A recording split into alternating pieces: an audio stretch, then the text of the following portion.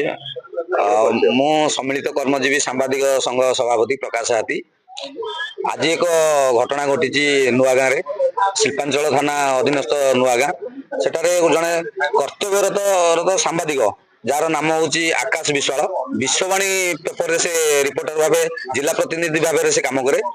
ତେଣୁ ଆଜି କିଛି ଦୁର୍ବୃତ୍ତ ଗୋଟେ ବାହାର ପ୍ରଶାସନରେ ଯାଉଥିଲେ, ଆଉ ସେ ଆଗରୁ ଖଣି ବିଷୟରେ କିଛି ନ୍ୟୁଜ କରିଥିଲା, ଖଣି ଖାଦନ ବିଷୟରେ। ତେଣୁ ସେଇ ସବୁକୁ ନେଇ ଆକ୍ରୋଶ ମନୋଭାବ ରଖି ଆଜି ତା ସହିତ ଗଣ୍ଡଗୋଳ କରୁଛନ୍ତି, ତାକୁ ବାଡେଇବା ସହିତ ତା ଚେନ୍ ନେଇଛନ୍ତି, ତାର ଭାଇକି ମଧ୍ୟ ଆକ୍ରମଣ କରୁଛନ୍ତି, ତାର ଭାଇର ହାତ କଟିଛି, ଯାହା ପ୍ରବଳ ରକ୍ତସ୍ରାବ ହେଇଛି।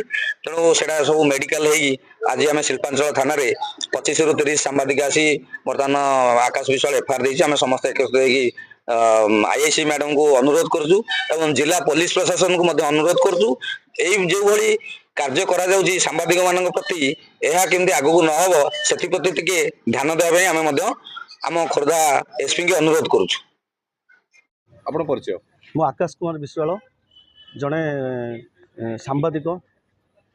କ'ଣ କହିବେ, ଯେତେବେଳେ ଆପଣ ଖବର ପ୍ରସାରଣ କରୁଥିଲେ ପୂର୍ବରୁ କରିଛନ୍ତି, ଆଜି ଅତର୍କିତ ଆପଣଙ୍କୁ ଖଣି ମାଫିଆ ମାନେ ଆକ୍ରମଣ କରିଛନ୍ତି, ଏନେ ଥାନାର ଦ୍ୱାରସ୍ଥ କ'ଣ ପ୍ରତିକ୍ରିୟା ରହିବ? ଆଜ୍ଞା ଦେଖନ୍ତୁ, ଆଗରୁ ସେମାନେ ଯେଉଁମାନେ ବି ଖଣି ବେପାର କରୁଛନ୍ତି, ରାତାରାତି ସେମାନେ ପ୍ରାୟ 40-50 ଲେଖା ଟ୍ରକ୍ ନେଉଛନ୍ତି ଏବଂ ଆମ ଏରିଆରେ ଯଦି ଦେଖିବେ ଜଙ୍ଗଲ ବିଭାଗ ଅଧିକ ଅଛି, ଯେଉଁଟାକି ଆପଣ ପୂର୍ବରୁ ଏୟାରପୋର୍ଟ ଡିକ୍ଲେୟାର ହେଇଥିଲା, ଇଣ୍ଟରନ୍ୟାସନାଲ ଏୟାରପୋର୍ଟ। ସେ ଏରିଆ ଜାଗା ଆଜ୍ଞା 764 ଏକର ଥିଲା, ସେ ଜାଗା ଆଉ ଆଜ୍ଞା ନାହିଁ, ଏବେ ଇଡ୍କୋ ନେଇଛି।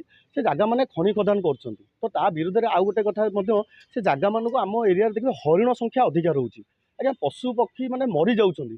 ସେଥିପାଇଁ ଆମେ ନିଜ ଜୀବନକୁ ଆମେ ଚାହିଁକିରି ଯାଇକି ସେଠାରେ ନ୍ୟୁଜ୍ ପ୍ରସାରଣ କରୁଥିଲୁ ବିଗତ 7-8 ମାସ ତଳେ, ଏବଂ କିଛି ଦିନ ବନ୍ଦ ହେଇଗଲା ପରେ ତାପରେ ସେମାନେ ତାଙ୍କ ତତ୍ପରା କରୁଥିଲେ। ଏଇ ଯେଉଁ ନ୍ୟୁଜ୍ କଲା ଭିତରେ ସେମାନଙ୍କର ଯେଉଁ ବନ୍ଦ ଥିଲା, ବନ୍ଦ ହେଇଗଲା, ସେଥିପାଇଁ ସେମାନେ ମୋ ଉପରେ ଗୋଟେ ଟାର୍ଗେଟ୍ କରିଥିଲେ। ଆଉ ଆଜି ମୁଁ ଯେତେବେଳେ ଘରକୁ ଯାଉଛି, ମୋର ଘର ଛାତ ପକାଉଥିଲି, ମୁଁ 3:30 ବେଳେ ଲୋକମାନଙ୍କୁ ଖାଇବାକୁ ଦେଇ ଘରକୁ ଯାଉଥିଲି, ମୋତେ ଆକ୍ରମଣ ମାନେ ସେମାନେ ନିଶାରେ ଥିଲେ ଏବଂ ଗୋଟେ ବାହାଘର ଭୋଜିରେ ସେମାନେ ଯାଉଥିଲେ। ସେମାନେ ଏକା ସାଙ୍ଗରେ ମିଶିକି ମୋତେ 12-13 ଜଣ ୱିଥ୍ ତାଙ୍କ ଫ୍ୟାମିଲି ସହିତ ମଧ୍ୟ, ମାନେ ଯଦି ଆସୁଛନ୍ତି ତାଙ୍କ ଭାଇ ଆସିଛି, ତାଙ୍କ ପୁତୁରା ଆସିଛି, ପୁତୁରା ଆସିଲେ ଦାଦା, ସମସ୍ତେ ଏକତ୍ରିତ ହେଇକି ମୋତେ ବାଡ଼େଇଲେ ଆଉ ଇଟାରେ ମଧ୍ୟ ଛେଚିଲେ। ଏ ଗହଳି ଭିତରେ ମୋ ଭାଇ ମଧ୍ୟ ଆସିକି ପହଞ୍ଚିଲା।